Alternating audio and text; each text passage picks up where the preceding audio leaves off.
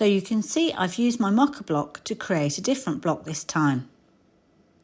There's a lot of white area, and this has been created by taking some of the pieces and turning them over to reveal the white side.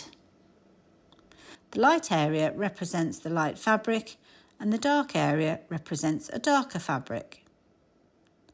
Once you've created your design, you can use the patch calculator to work out how many patch pieces you will need for your project. The patch calculator is a free download and I'll put a link in the comments below.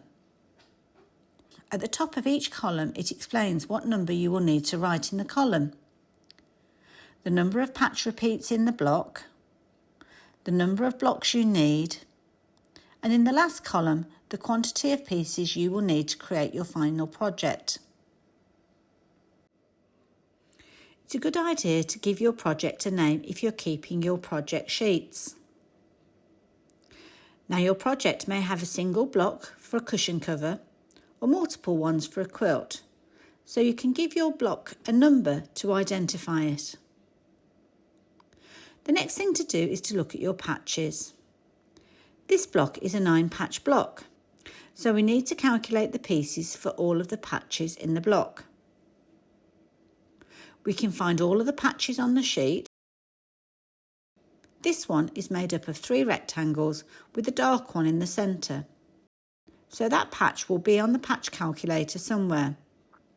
And we just need to figure out how many of those we need to complete our block. So first of all, look out for this patch. Sometimes the patch will be in a different orientation to the actual piece in the block, so you can just rotate it to double check. So now we need to count how many of this patch is repeated.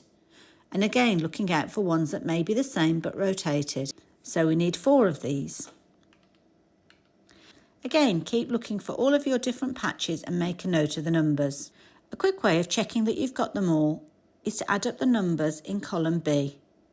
For a 9-patch block, this should add up to 9. Next thing to do is to figure out how many of those blocks you're going to need for your project. Is it going to be 1 for your cushion cover, or are there going to be multiples for a quilt? So I'm going to work with the number 10. It's easy for me to use as an example. So I'm going to write 10 alongside each of those patches. At the top of the last column, you can see that you will need to take the numbers from column A, multiply by column B, and multiply the total by the number in column C. It sounds complicated, but it's quite easy when you get going. So here we need 1 square per block. So there we have 1 times 1, which will equal 1. Then multiply that by 10, which gives us 10. So put that in the final column. We will need 10 light squares. In this patch, we will need 1 large triangle and 4 patches. 1 times 4 is 4. 4 times 10 is 40. And it's the same for the other triangles.